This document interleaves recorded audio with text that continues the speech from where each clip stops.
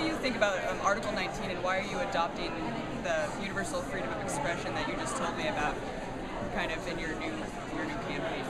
Well, central to all the work, all the fight for human rights has been the freedom of expression. That's what it's all about, because if people can't express themselves, they can't protest any of the rights violations that are going on. So at the heart of Amnesty International's work from the beginning, Amnesty began with a newspaper article that appeared in the London Observer and then was printed in 30 other newspapers. That's how we began. So we've always understood the importance of the media, the importance of getting information out, and all of our work is based on people sending us information, us documenting that information, and then sending it back out to the media.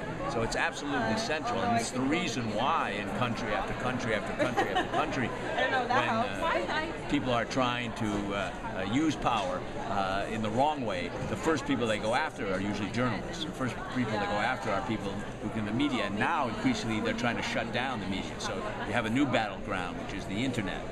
You have even cell phones in Iran.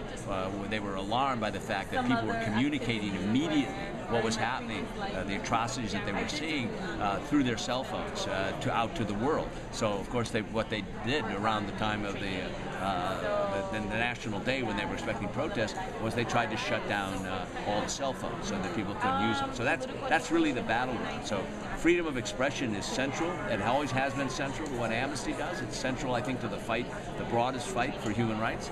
And during our 50th anniversary year, which begins next year, we're going to make freedom of expression really at the center of everything we talk about, what we've done so far and what we need to do as we go forward. And what would you say the biggest barrier is right now? Would you say it's the corporate consolidation, the threat to net neutrality? I guess that's all integrated together because of the corporate consolidation. Now we're seeing the threat to net neutrality.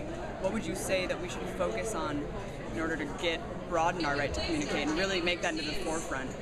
Well, I think people have to understand that communication is a right, and it's a right that at the moment is not being fulfilled at all, and that it is all connected. So the government has a role, corporations, of course, have a major role, but there's also a role of really grassroots activism demanding that the airwaves be seen as a public treasure, and that people be allowed to have access, that we make sure that the internet remains open and can't be suppressed, as it is in a lot of countries around the world, that it's not made more expensive and more difficult.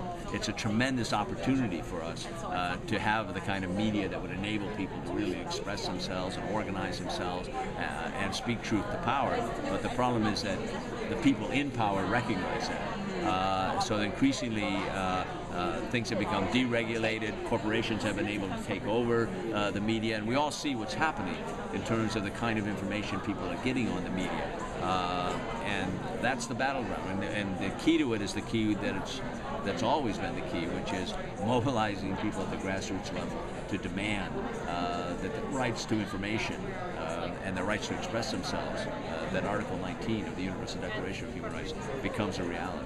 So being our own leader, like Amy said, and really taking it, demanding that we expect this and that we need it. We need a communication revolution in order to have a human rights revolution. That's correct. The two have always been inseparable. Thank you so much for your time. I really